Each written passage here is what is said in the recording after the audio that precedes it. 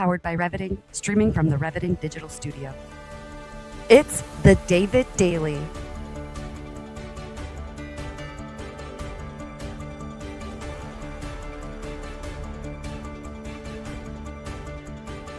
Exploring frontier technology, artificial intelligence, quantum innovation, and the intersection of faith, funding, and the future. Here's your host, David Goki. Welcome to another live episode of the David Daily. We're inching towards 50 episodes already. Thank you so much for tuning in here live. We have an amazing team behind the scenes. Welcome. If you're tuning in for the first time, or maybe you're watching this later, go ahead and comment exactly where you're tuning in from, whether it's the United States or a city here in the States, or if you're international across the ocean or in Central or South America. Love to see you all here.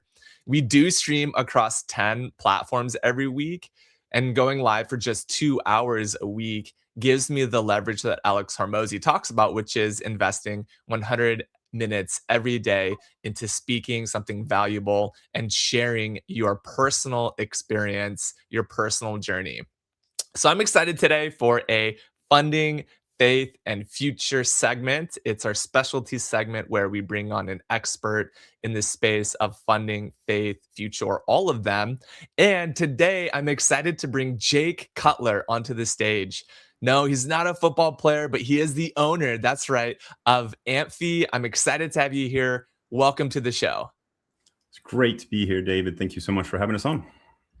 Awesome. So tell us a little bit more about yourself, where you're based, where you're located, maybe also a little bit about your business too, and why you feel like this is a good space for you to speak into.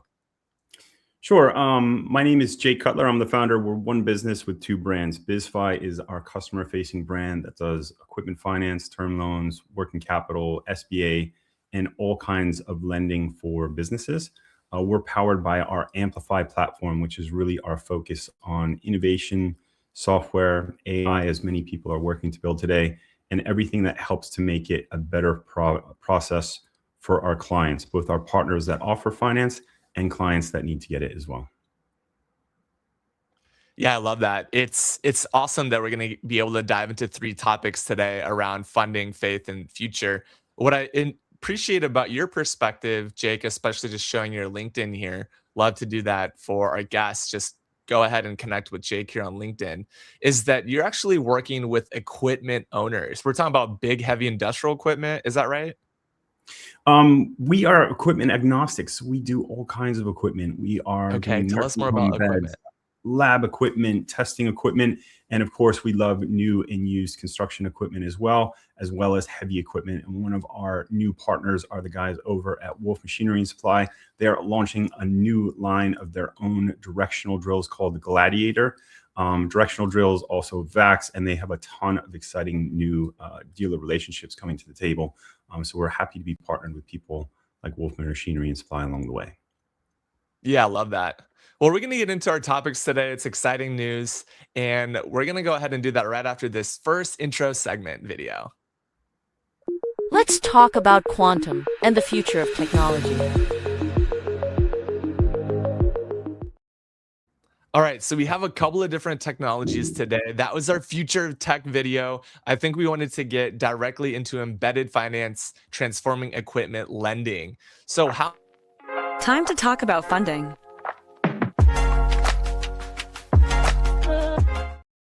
All right, we got some new kids behind the stage. This is what happens when you go live stream. This is authentic. It's human. It happens.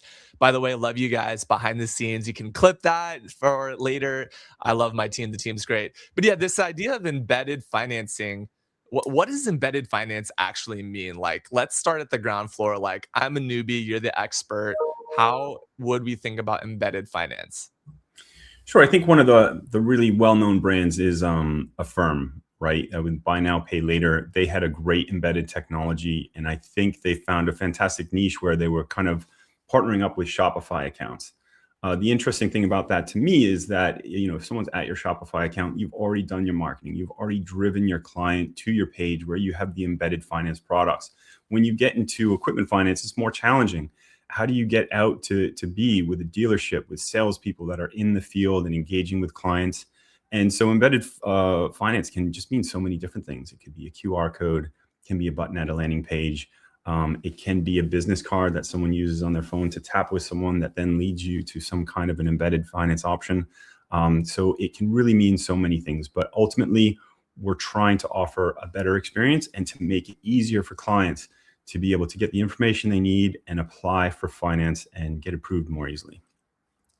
Yeah, I love that Affirm example. I remember when we first got the PayPal button. It's like, oh, finally I can pay with PayPal. On the internet, this is a little bit of an early nascent technology. But when we're talking about embedded finance, it's when you can pay and transact directly in the experience that you have right there. You see it all the time when you check out at a at a coffee shop, or you're on an e-commerce website online, or even if you're in a business world, you can often very quickly pay right next to where you're transacting. So I really appreciate that example. I don't know why I immediately went to like new and used construction heavy machinery. Maybe it's because we're doing some land development projects currently. But being able to get access to utilize that equipment with creative financing, I think that's one of the directions we could go down. The second direction I think that's really interesting is, what about all of these businesses that have all of their machinery or assets that are either in storage or in a garage somewhere or a warehouse, and that machinery is going underutilized and also depreciating? I'm really interested to hear your perspective on that, especially in the context of equipment. Yeah, I mean, that's a really interesting subject. We could go in a couple different directions on that. Underutilized equipment in this day and age, equipment is being digitized in many different ways. There's some great companies out there. We're actually partnered with guys over at Equip Hunter. They have an easy platform where you can upload equipment if you want to try to resell it, and find buyers for that. There's ways to make that equipment work for your business. We can also use equipment that's being underutilized to secure more finance if that's what you're looking for your company. So there's a number of options for people that have equipment around that's not being utilized to its fullest advantage.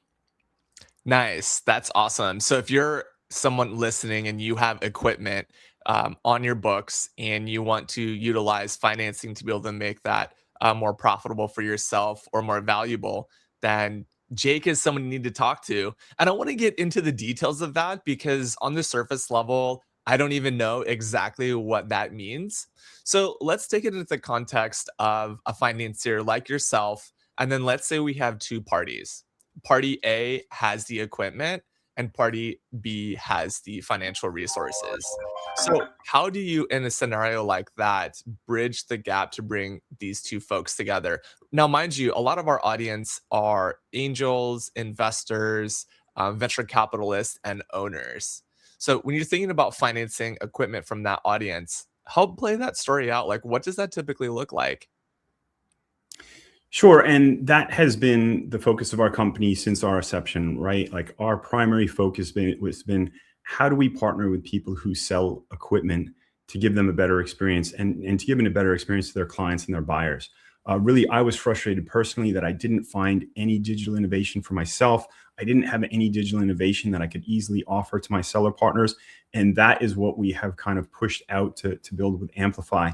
What we've found over time is, in addition to working with our seller partners to help them sell more equipment faster and easier with easy, seamless finance options, is that we've expanded over time. So we do love construction equipment, new and used, but we are also working now with accountants, fractional CFOs, and business consultants. And they love us because we're good to their clients. They bring their clients to the table. Typically, when a client is coming to a business consultant, they've either made a mistake they need to fix, or they're hitting some kind of high growth, and they can't solve those problems without capital. So we're getting very active in that space, in addition to helping our equipment sellers as well. Awesome. I love that. And I actually was able to pull up your application online here because what I'm thinking is you really want folks to go and apply for funding on your website. Is that right, Jake? A big part of what we do is we're building custom applications for our clients. The clients that sell, Mhm. the business consultants, we give them their own custom online applications. This is kind of our standard Mm, application that's for ourselves. With our custom right. applications, we have all of their branding up there. We list out their sales team so it's easy to track. Right. We then can kind of get more data analytics behind the scenes of like who's being successful, who's getting the most applications in. And there's more that we're looking to do on the roadmap to be able to kind of gamify this for salespeople. We want to be able to incentivize them. We basically, ultimately, David, we want finance to be fun. And most of the finance you see out there is very institutional. It's boring. Right. We want to give people something that's a little bit more interesting, gives them information, and makes the process kind of more engaging. We want to make finance fun. I love that. So, as you're saying, positioning for equipment founders and equipment organizations, to what degree does someone who's in the finance role, like a CFO, an accountant, or a bookkeeper, help me bridge that gap between like your end customer and like your middle tier customer that's maybe managing multiple relationships that's maybe more like a partner? We kind of fit in a niche space in the middle, right? And for smaller equipment, 10,000 to 120,000 is called in the equipment finance space is called application only. And for customers who have a little bit of time in business and decent credit, they can apply, they can get approvals in a couple hours. We fund in the same day in many instances. When you're looking for bigger transactions, 300,000 up to $1 million, there's a bit more of a process there. We do need tax returns. We do need financials on the company. And that's basically when the CFOs are more likely to be involved. And the company's bigger where they have a CFO rather than just an entrepreneur who's running the business. Yeah, that's so good. And I was just going to say that having a space where you're able to meet with the CFO, take a look at their books, and then help them make a financially wise decision using your financial services to be able to make that happen, especially when it comes to equipment. That sounds really phenomenal and interesting. So now, if you were to be narrowed that down just a little bit, for example, our guest this week on Tuesday primarily worked with quantum companies in the Series A and B rounds. Maybe they had 250 to 500 employees, staff, or wanted to be able to get there in the next 2 to 3 years. So in terms of the size of the business that you typically service, you gave us an idea about the type of equipment cost or asset value. But what would you say would be typically the type of company that you work with when you're talking about funding specifically?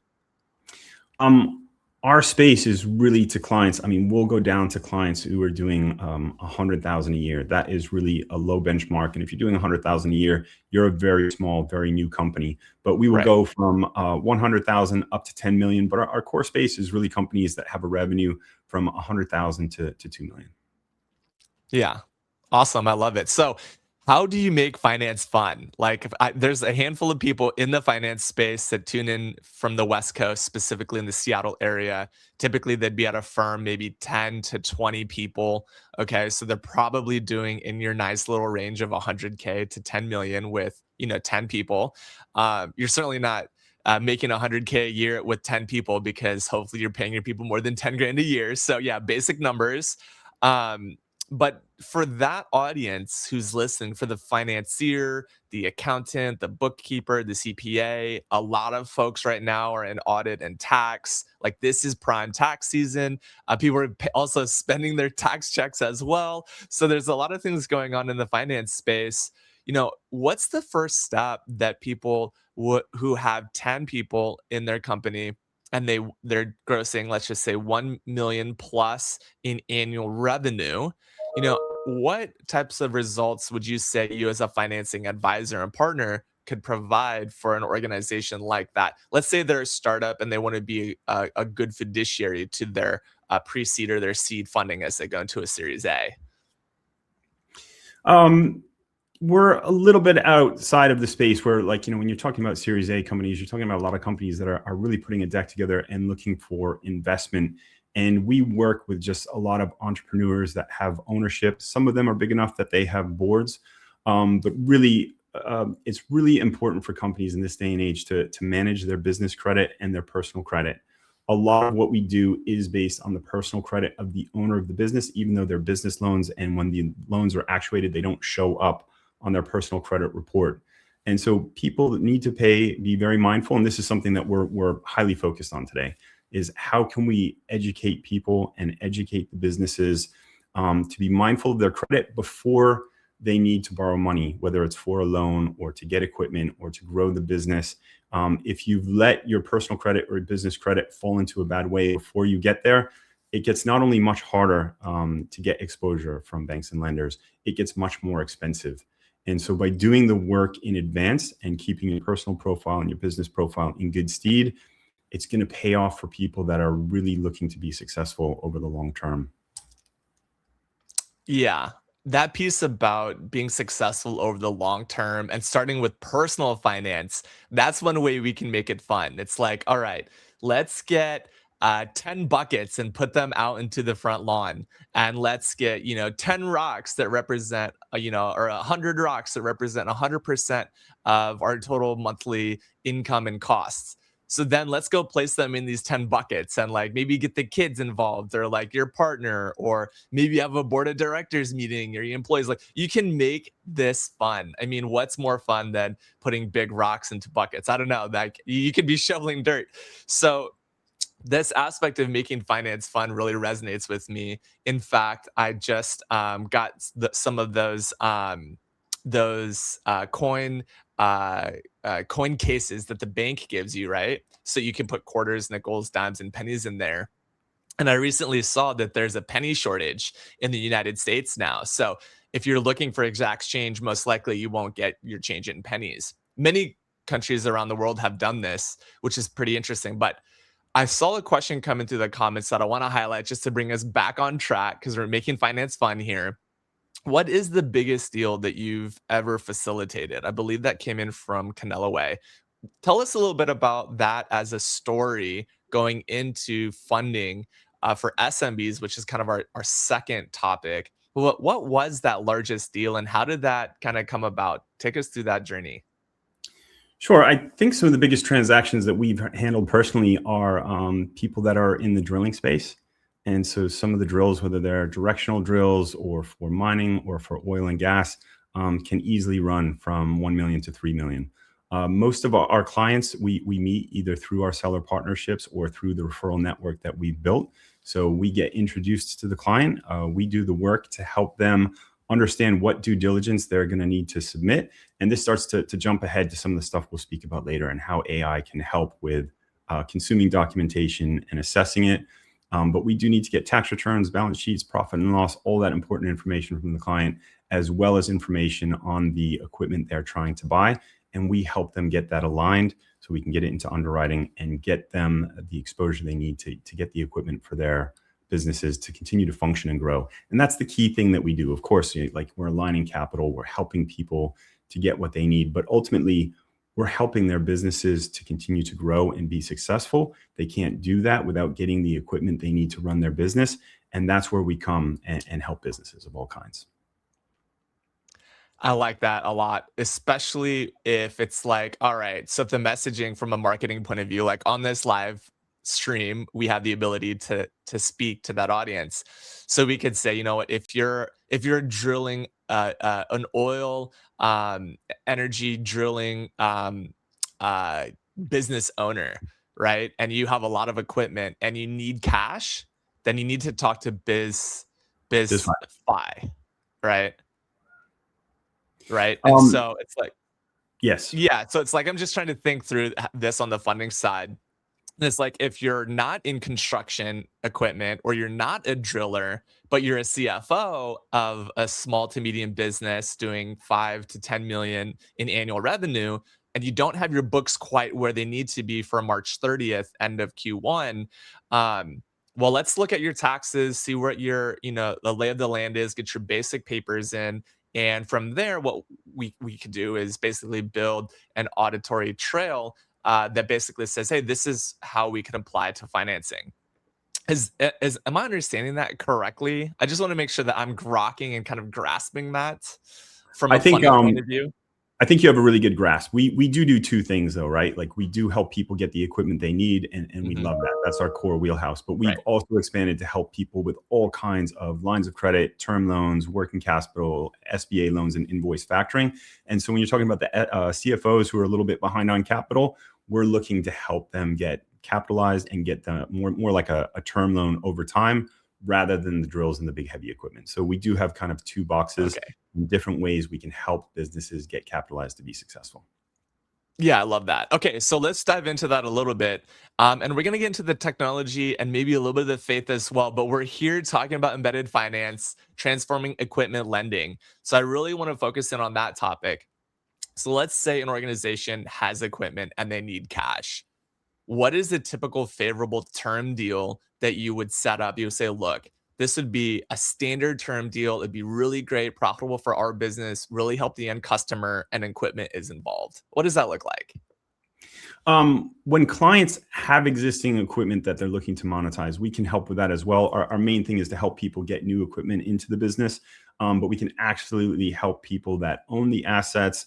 It's not encumbered in any way, meaning there's no bank that owns it, whether it's trucks or bigger drills or manufacturing equipment. Sometimes people need money, and there's a lot of what's called working capital. Some people call it like merchant cash advance. That is short-term, unsecured. It's easy, but it's very expensive. And while we do offer that in select instances, we really try to stay away from it. We really try to get term loans that are at much better rates and offerings.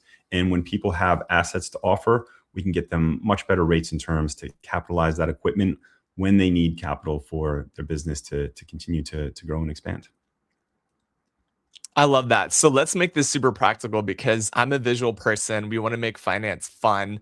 And I'm going to go ahead and add this to this stage. I don't know if you've seen this show on Paramount called Landman, but it's basically like Yellowstone to a degree, but it's all about oil and energy. Yeah. And there's this family, there's horses and cattle that are out, in the middle of, oil country in Texas. And it's very interesting. So this guy actually has an equipment failure, right? He has some old equipment. It needed to be maintained. And then there's a catastrophic lethal accident. So in an example like that, if they would have had financing, if they would have had your team before, maybe they would have actually had the ability to fully bring you in to then do the maintenance to then get that rig back up to spec. So in this type of a scenario, what would you advise to a company that's in this type of a scenario where they've got equipment that's aging and depreciating?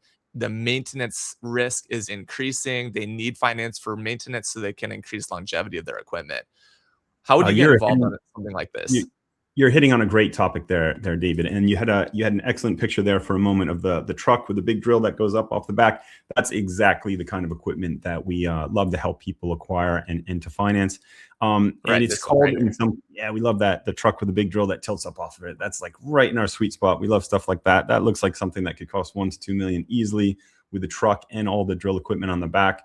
And it's called, in some cases, sweating your assets, right? People think that they're saving money by not going to get the newest piece of equipment, whether it's a computer or a nursing home bed, right? You're sweating your assets, you're holding on to it, hoping that by not spending more money, you're improving the returns of the business. But sometimes that can backfire, as you've illustrated, right? Your drill gets too old, the people using it are unmotivated. It doesn't work right. It's at risk of breaking. And if you sweat your assets too long, you can actually hurt yourself and your business and your team. Having the freshest, newest equipment helps you be more efficient. Your team's more excited to use it. And there's a lot of benefits to your business. And so those are some of the reasons why not letting your equipment get too aged and too old and using finance to get newer equipment into your business can actually solve a lot of problems rather than holding on to things a little bit too long. I love that. Don't sweat too long is the key phrase in finance. That's how we're making finance fun. Don't sweat too long on your assets and especially your equipment, because then maybe you'll have an advantageous outcome is what I would say on live stream. Okay, so I have another scenario, and I'm gonna leave this particular person and business unnamed, but basically 3 years ago, actually, when I started Go Technology Solutions originally, all of my energy was in metaverse, crypto, NFTs, and Bitcoin. And it was in 2020, so it's actually a really good time to get involved in finance and funding. And I converted a lot of my cash on hand to digital currency and started to build and mine my own crypto rig with some GPUs in there, got a couple of graphics cards, and built a rocket, if you will, inside a computer case. Did really well, but the big problem is that the metaverse requires a lot of equipment, specifically LED screens. So I was partnering with a company at the time who had these big, massive screens, some of the biggest television names you've heard of, or media and entertainment fans and stars would have been in front of these screens inside of a large 35,000 square foot studio space. And at that time, what our financial team was really wanting to do was to acquire that equipment on the books so that we could essentially write off the depreciation, but also utilize that equipment as collateral for a larger funding initiative. Now, fast forward 5 years, what happened is AI media production has dramatically reduced the cost of AI and advertising. We now see all of these media conglomerates, coming together, with Warner Brothers, for example, Paramount and Discovery being one of the more, along with Netflix, being one of the more larger deals that we've seen in the industry. But what happened with this particular startup is they had to sell off their real estate, get out of their lease. A higher value customer was coming in, so they could pay, higher lease term, better lease terms. Secondarily, they had all this equipment sitting in this 35,000 square foot warehouse space. They had to move that to storage. And now what's happening is they spun off the LED screen company to another company, but they still have all of this old technology that's sitting in storage. So in this type of a scenario, granted limited knowledge, and of course you don't have a copy of the books, but let's just say their cash flow statements are break even, net income is zero. What would you advise a company like this who really needs some capital to get them into maybe year 16, 17, 18? How would you advise a company like that has high valuable equipment sitting in storage, where they previously lost their lease space? What would be your perspective on a scenario like that? That may be slightly outside of my core space. They have Mhm. some really marketable equipment that maybe they can resell. Really, they need to get it back into action. If they have Right. had strong revenues in the past, but we might be able to get them some debt finance so they can get things back into play, which seems like the key issue. Otherwise, they may fall slightly more into a space where they need to raise a bit more money. They're a fast moving early stage startup. If that equipment is in storage, it may not be generating revenue. And we're really closely tied with revenue based financing, right? You need to have strong personal credit. You need to have strong revenues that you can show either in tax returns or in the bank statements. And if they're temporary offline, that could hurt them. And so that's one of the things we were referring to earlier. Like Right. when you need finance, you're going to want the company's personal kind of credit and the business kind of credit footprint to be in a strong standing. And they're going to have to be very careful, but they're going to need to get that equipment back in action as soon as they can. Yeah. Yeah, that's great to hear. So, love that aspect. All right, this is a long show. We have a couple more topics, and we're gonna get into faith for a quick second. We're gonna park there. So let's play the faith intro video, and we'll chat quickly. Focusing on faith for a moment.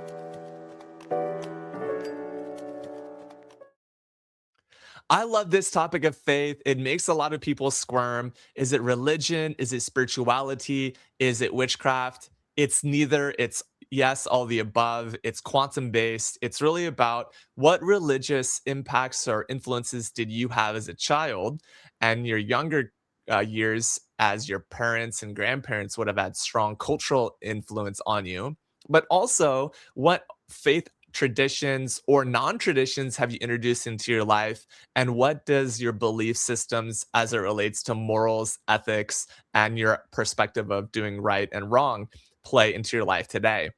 So I set that basis so that people will know what the faith topic is about. And I particularly like to highlight AI and Faith, which is a non-profit organization helping experts all over the world share the world's wisdom in religion, bringing ethics and morals into the technology space pluralistically across all the world's major religions, including Christianity, Catholicism, Judaism, Taoism, Muslim, Islam, Hindu, Buddhist. agnostic and atheist being in the top 10. Of course, there are 40 plus religions that are well known and documented globally, but that's the intent. So I'd love to touch base briefly on this with you, Jake, to hear your perspective on what faith means to you and how you apply your belief systems into your business.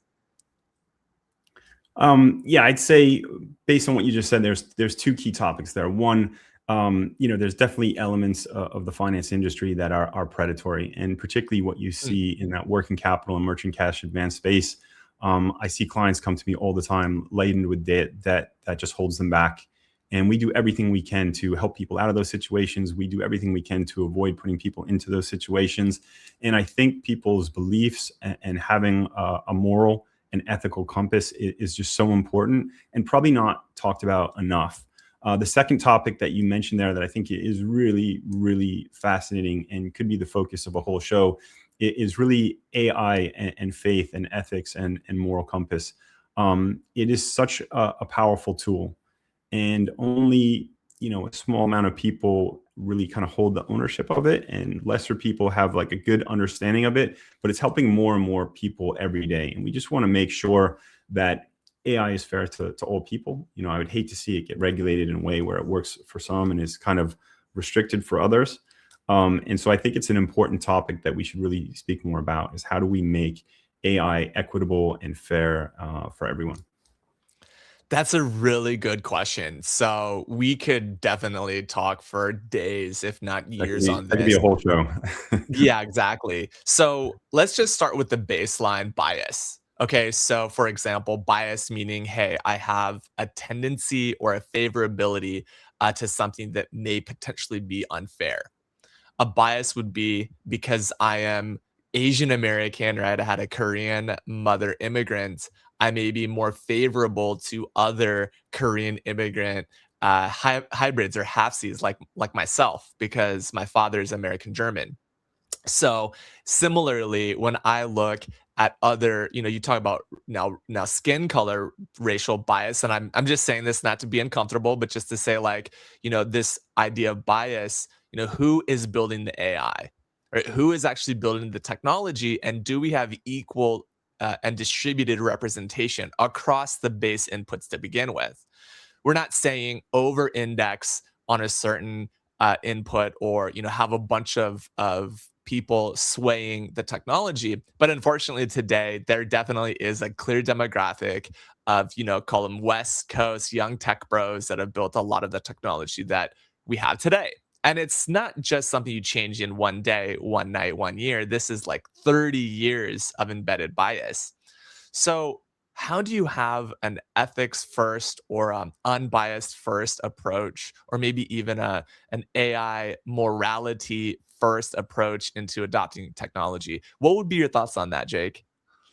Well, I am not in charge at the source and the roots. And I think it'd be good to see our government step up and do more to regulate AI. There have been some efforts to do so, which haven't been successful. But what I can do from my side is make sure that we are equitable and that we share our resources with everyone we can. We're partnered with groups like they call themselves AUTA, the African America Women's Trucking Association. We partner with them. We partner with Lavorne Gordon of I think it's Love Life More, and she's got an incredible foundation. And so as we build our AI products, we want to make sure that they're equitable. We want to make sure that we share them with everyone we can, so they can be a resource for all of our partners and clients. I like that specifically, Jake, because you have organizations that are more equipped than yourself to be able to support that diverse and equitable perspective. And what I'm really hearing you say is that you want to be able to give access to all individuals, no matter their background, socioeconomically, demographically, culturally, religiously, financially, spiritually. I mean, hopefully more of your clients would have a healthier financial background. But yeah, in terms of accessibility of knowledge, I can sense that that's a real passion of yours. And you also have two organizations that you're really promoting and helping. How did you come to that place to decide, oh yeah, I want to work with this organization?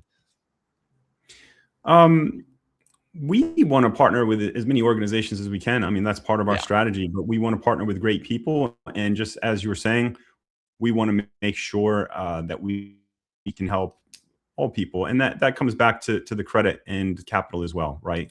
We want to help all small businesses, not select groups. And I think, ethically and moralistically, we all have, we should be driven to do the best that we can.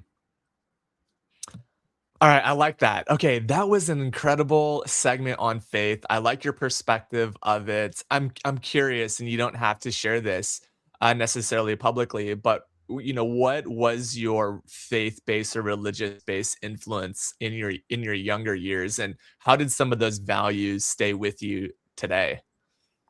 Um, I worry more about what comes next. So I'm driven by Hmm, trying to do the best I can for myself, my friends, my family, and my clients, to yeah. make sure when we do get to the other side, we're in good shape. So we don't know what's going to happen next, and we have to have faith that there is something there waiting for us. And when I get there, I want to know that I've done everything I can to be a good person, to do the right thing.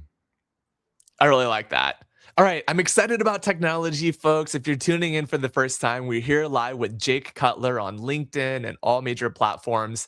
Let's play that future tech video. Let's talk about quantum and the future of technology. All right, guys, I'm so excited. This is live, coming to you live stream on the David Daily Show, which you can find on Apple Podcasts and Spotify. We're very excited that you're tuning in, and we have a special guest, Jake Cutler, today to talk about fintech, automation in small, medium business equipment finance. Jake, what does fintech automation mean today in the SMB world? Uh, David, it's such an incredible question because with the advent of not just AI, but of as AI kind of comes up this curve to do more and more to support us, both in assessing documents, but also a subject that I'm super interested in is the vibe coding, right? Like, how can AI help us to fix and generate code that develop and launch products, make existing products better? There's just an incredible opportunity to embrace these facilities, and we're doing everything we can to learn more about it every day. But I think the landscape is literally changing around us, which makes it such an incredible topic. Yes, it's a good place to start because vibe coding is, for those of you who haven't heard of this, it's basically this idea that you come up with a creative idea. You can speak or text or voice prompt um, a technology, and that technology will build apps for you like you've never seen before. And so, just for that beginner audience who's never heard of that, because we do have a lot of grandmas on the show, and even great grandmas are watching. So, if you're a grandma wanting to vibe code, you got to talk to Jay Cutler, is basically what he's saying, because he is vibe coding every day and posting on LinkedIn. So, what's your most recent vibe code app that you were like, you know what, I have an automation problem. I need to vibe code? Well, I'm super interested in it, so I'm trying to learn more about it every day. What I would say is you can connect a product called Whimsical to ChatGPT, and it will provide you with like a process diagram. And if that can help your organization or your development, that's a fantastic product. There's also a product that's really well known called Lovable, where you can connect that to your GPT or your Claude product, and you can basically prompt it to build websites and UI. So this is something that didn't exist really 6 months ago, and it's just getting better all the time.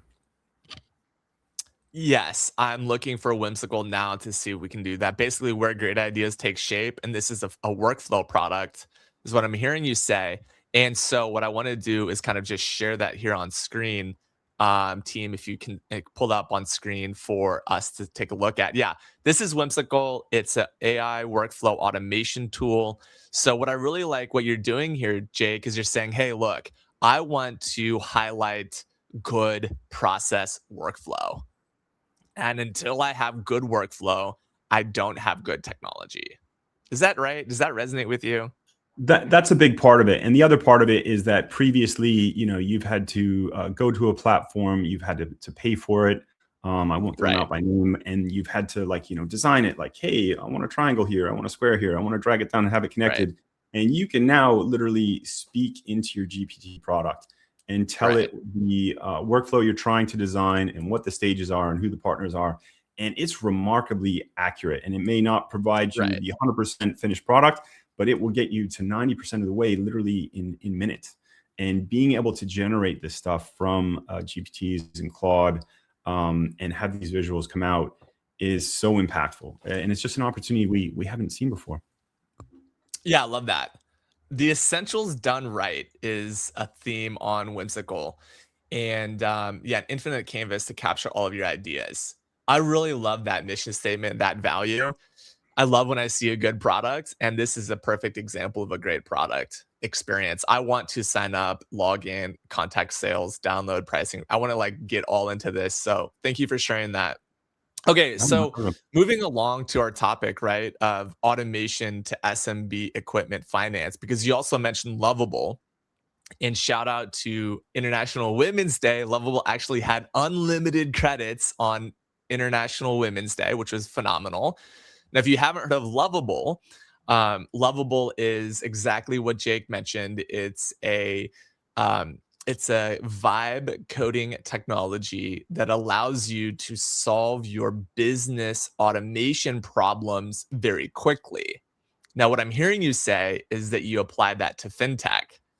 How did you get started with this? I mean, Lovable is 6 months out. We're sitting in a bubble here on LinkedIn, by the way, of people who are in, Cursor and Lovable and MCP automation and Claudebot. I mean, if you just look at Claudebot alone, that's 1% of the population, let alone only really 30% of the population is using a GPT other than Chat GPT today. So you're sitting in a 1% audience, Jake, and you're building in Lovable. How do you encourage other people in the future who know that there's a process automation problem in their space, like yours, finance or others? How do you encourage people to jump into the vibe code and build an app that really solves a problem for them? Really better to parse that out into two different buckets. Lovable is a fantastic tool, particularly for people that just have an idea. They're just like, hey, I have an idea for a product. You can go build those things now in a way that you've never been able to do before. When you come to the deep process automation, that's what we're doing on our side. That's a much bigger lift than Lovable. Whimsical can help us design some of those workflows, but we have a team of developers behind the scenes. And all developers today, which is fascinating, it's kind of a little bit outside of the vibe coding space. Even if you don't call it vibe coding, pretty much every developer I know is using Claude or Cursor or Windsurf to help them generate and assess code.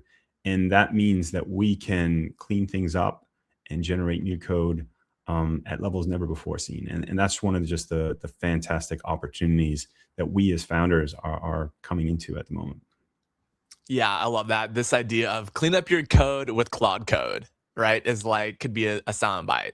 Clean up your code with Claude Code, upskill all of your engineers. On the show at the beginning of the year, we're talking about over 100,000 tech employees laid off. And we've seen more of those layoffs. The most recent has been Jack Dorsey's company, Square/Box, laid off half of their employees. And Jack Dorsey was basically like, yeah, we don't need them because of AI. So whether that's political PR or whether that's real value being added, it's still about understanding those simple processes that you can automate. And my recommendation, Jake, let me know if this sticks with you, is pick one small thing that you do all the time. Just think about where are you copy pasting the most, and AI can help do that and clean that up on Lovable, which is fantastic. Okay, so we've got 15 minutes left in this show. We've got a third topic. I want to get to that. Let's go ahead and play our future tech video now. Let's talk about quantum and the future of technology. All right, Jake, welcome to the show. We're here on funding future topics, and today we're talking about automation workflows, especially digital workflows that improve fintech. So what digital workflows are you working on that is driving is driving and improving small business lending specifically? So we've already established ourselves in a few places, right? Like we've already developed that relationship with seller partners. We've built a software that supports them. We've extended that software to support the fractional CFOs and CFOs and business consultants. It helps their clients. We have custom online applications that we've built for all our partners that help to automate the process of getting a submission in, automating pulling credit, automating pulling the business footprint. We give people immediate ways that they can connect their bank accounts or securely submit. We've digitized all of that. But we're working to do much more than that. We want to own the workflow from the client touch point all the way to the lender, and from approvals and terms that get offered to them as well. So we're looking to automate that full footprint. And we do use Whimsical on a regular basis to just help us outline that process. What are the touch points? Where are the frictions? And how can we use AI to make it a smoother process? And we are building at the moment. We're using everything we've just discussed and talked about for the last 15 minutes. We're using today to try to make the best experience for our clients as possible. CFOs work very hard to get their balance sheets together and to get bank statements and to get taxes in place. And we can now assess, we can take all that information securely and we can assess all of it in moments using AI. And we're continuing to push, how do we take these results so it can be beneficial to our clients, to ourselves, and to give the best picture as possible to our lender in the fastest amount of time. Wow, I love that. Get it in the fastest amount of time. I love hearing a statement like that, especially when you're talking about gathering all the documents. I would imagine you have a document management solution and using a digital workflow, or specifically, an AI automation. So using a digital workflow to improve small business lending. What was the first problem that you tackled in small business lending with automation? Well, we've just identified that this is a pain point for everyone, and I don't think it's anything that any of the big companies are doing very well today. So just improving that process of how do we get information, how do we provide information and sync everyone up onto the same team is what we're focused on. Where we started was really with our custom online applications, and it's been a phenomenal product for us. It's very popular. It's easy to get out with our seller partners and our referral partners. And it just comes back to the start of our discussions today in embedded fintech and lending products, right? That's our embedded product that is client facing. It's the first thing they touch, and it gets them into this powerful workflow. But there's more we're working on at the moment to improve that every day. Yeah, no, I love that. Especially if you're building a simple automation flow that says, hey, we can help you with your small business, your small business association loan, your SBA loan, right? Here's all the things you need, drag and drop here, press submit. And behind the scenes, we'll go copy paste all of your information into the application form, check up on the status and have notifications, and then kind of deployment of that funds. So in terms of call it middle of the funnel for a business owner. So let's just look at all the business owners doing 100K to 10 million in revenue per year. What does your finance workflow look like, and how are you applying automation to it? These are the questions that Jake Cutler can ask. So now, if you're talking about you're in the client deliverable season and you're delivering for clients, what fintech automation have you recently done in a digital workflow that helps in that lending process in the middle of the funnel?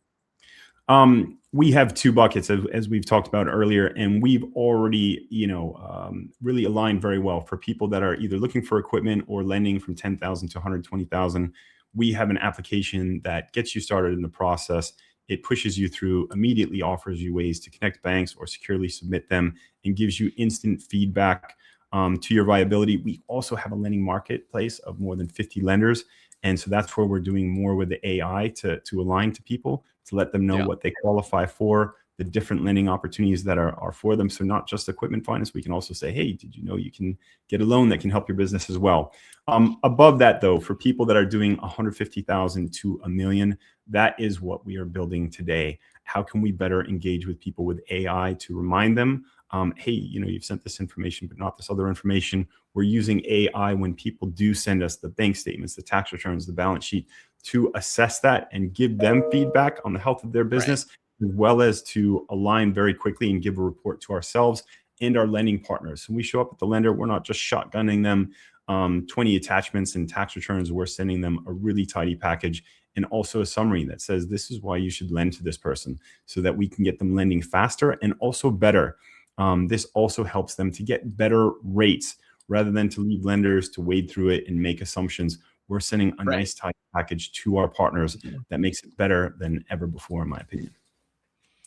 Awesome. Thank you so much for that. I really appreciate that. So much good stuff there. I could ask you a million questions, but we're running out of time. So what I want to do now, though, is transition to one of my favorite segments. We've got 2 left, which is our rapid fire segment. Are you ready for this, Jake? Maybe the 2 of us can be here on the rapid fire screen.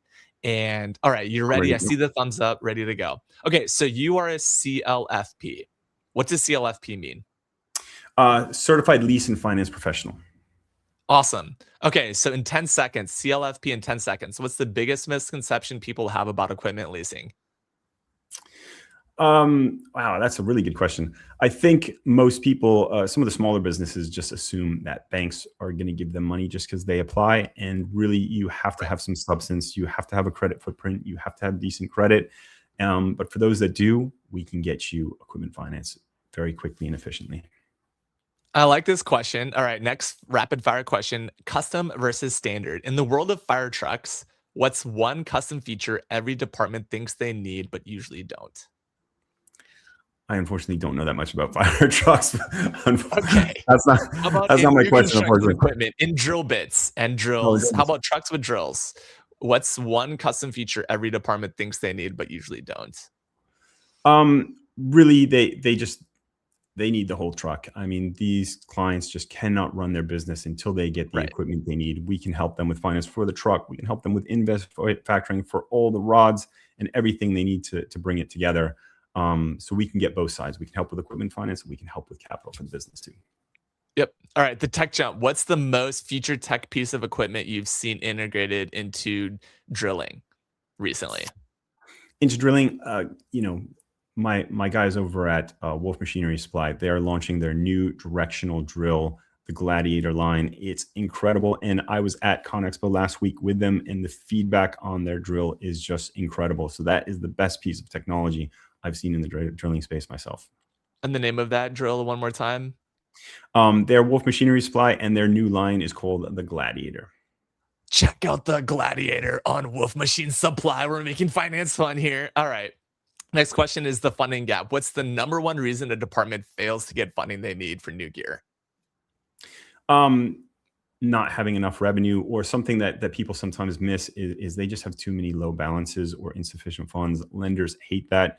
You have to keep some minimum balances in your bank statements. You have to keep those bank statements and your personal credit healthy. If you don't mind your personal and your business credit, you will pay the price longer term by either not getting approved or getting approved at really expensive rates. So we really are coaching everyone we can to keep a healthy business.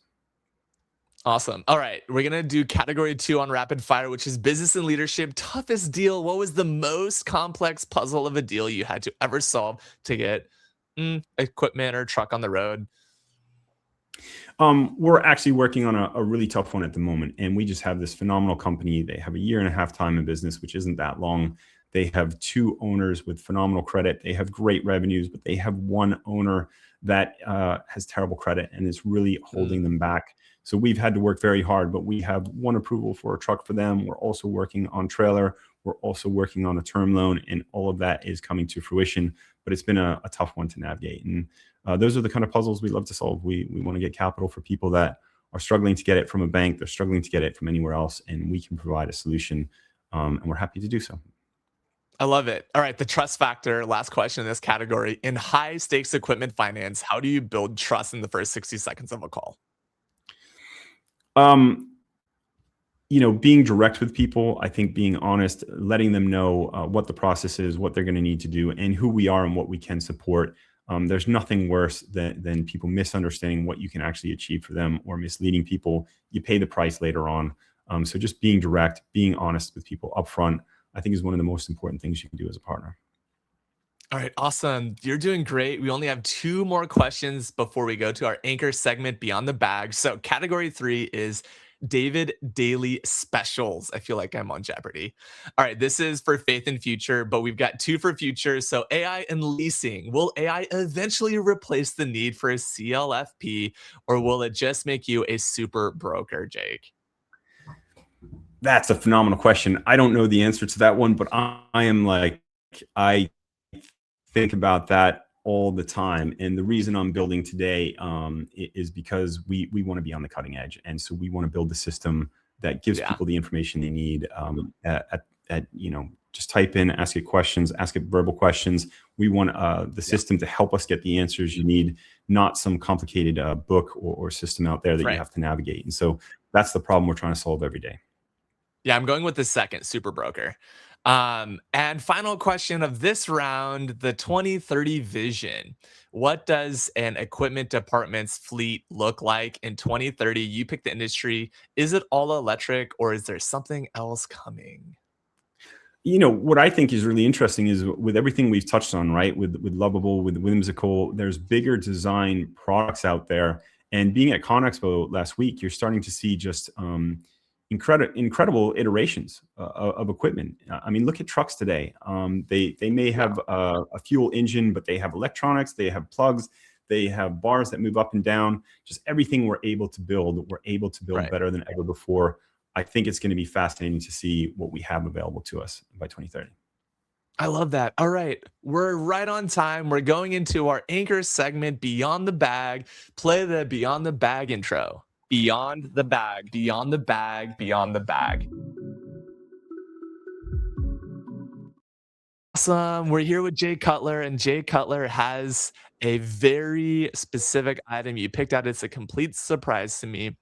So what do you always travel with, or what is in your bag, Jake? Well, so this is actually brand new to me. So I was at ConExpo last week, and I got these 2 brand new devices that I am so excited about. I've got my DJI mics, and I've got this amazing 6 foot tall, let's see if I can get it open, stand. A little tricky. Here we go. Shoots up to 6 feet, so I can get my phone into it. I've got my mics here so that I can do interviews on the fly and podcasts like this one. And I'm super excited to have these available to me. And we, appreciate the opportunity to be on your podcast today, David. It's been great to get to know you, learn more about all that you do. And along the way, we love also to interview our clients and our people. And so we want to be able to do that on the fly and in the field. And those 2 products are just game changers for me. So I'm so excited that we have those available to us now. Yeah, absolutely. We're going to have to get a link. And I have my Rode mic here as well. So look at that. Very good. You're ready to rock. Finally, all right. Mine is actually this handmade artisan bracelet. 2 of these. I wanted to shout out a local artist and creator, Rine, in Nicaragua. And thank you so much, Shantu Muku, for these bracelets. It was very nice to get those on the road. We're actually getting another one made with 3 hearts, as it will be Zelda themed. And we're going to do one more with 9 hearts, just like a cat has 9 lives. Anyways, thank you all for joining today. You can find Jake on LinkedIn, but is there another platform that you prefer people to connect with you on? They can just reach out to me directly. I'm over at BizFi. You can find me there. You can find me on LinkedIn. That's our premier platform. We are doing more and more streaming over at Instagram and YouTube, but LinkedIn is the easiest spot to catch us, David. Awesome. That's so great, Jake. Well, thanks for being on the show today. Let's get that exit video going. Outro.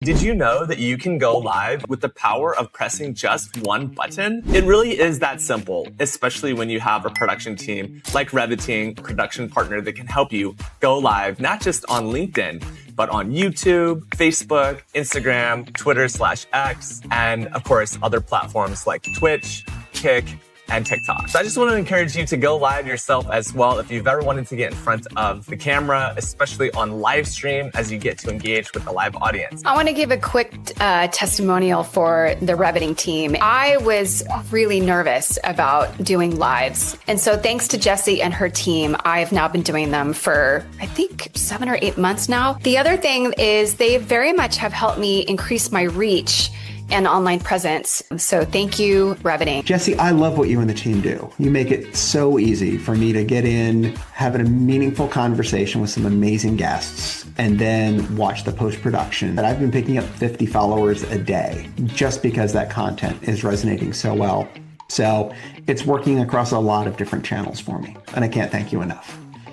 I'm Sarah Hanks. I'm with the Northwest Industrial Resource Center. I'm the president and CEO. One of the problems that we struggle with is getting our brand out there. And the idea of going live on LinkedIn and using that platform to its fullest extent through the way they're able to take the live event and break it down into bite-sized posts, which that can then be used to further take advantage of the platform and its capabilities. Your team shows up very organized. They're holding us accountable to the tasks that we need to complete.